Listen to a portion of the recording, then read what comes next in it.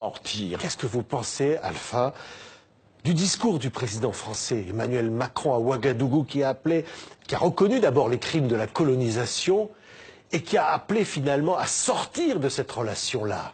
Mais écoutez, d'abord, je vais dire à M. Macron qu'on n'a pas attendu lui pour qu'il vienne nous dire ça. On en est conscient. Cette leçon, il la garde pour lui. Vu après comment il s'est comporté avec le président Kaboré, il fallait que son protocole, son chef de protocole, lui dise qu'un jeune comme lui n'a pas le droit de tapoter sur la joue un président, un aîné, qui pourrait être son père. C'est très important. Ok, c'est maladroit, mais je lui accorde des circonstances atténuantes. C'est la faute à son protocole.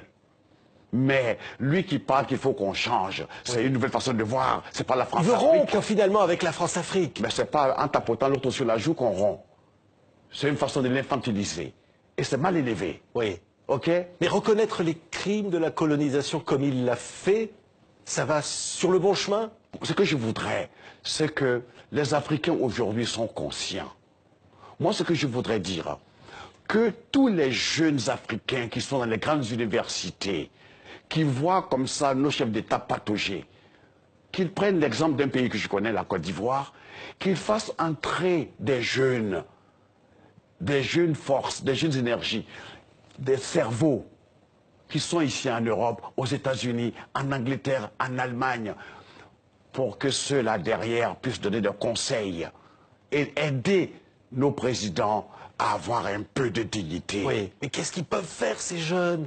Ces jeunes, on dit. Comment l'avenir leur oui. appartient parce que comment on ne laissera pas. Écoutez, j'ai la chance de connaître quelques jeunes dans l'équipe de M. Ouattara. Ils sont brillants. Ils sont polytechniciens. Il y en a plein comme ça. Il y a des Béninois, il y a des Togolais, il y a des Congolais, il y a des Camerounais, il y a des Sénégalais. Tous ceux-là doivent venir à la rescousse. Ils ne peuvent rien apporter ici en Europe. Mais en Afrique, on a besoin d'eux. Il ne faut pas qu'ils soient là et que leur silence et leur inactivité, permettent à des gens de venir nous humilier.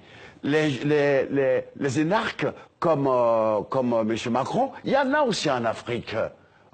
Donc ce n'est pas un petit énarque président qui va venir se foutre la gueule de nos pères et de nos aînés. Il a expliqué qu'il ne cherchait pas du tout cela. Il a expliqué qu'il ne cherchait pas d'ailleurs à humilier, que c'était, voilà, autre chose. Ben, autre chose, justement. Pour nous, chacun interprète comme il veut. On aime bien Macron, on aime bien sa jeunesse, mais cette maladresse, tu comprends, on l'a pris tous personnellement. Et je souhaiterais que, s'il a l'occasion de réparer, qu'il le fasse,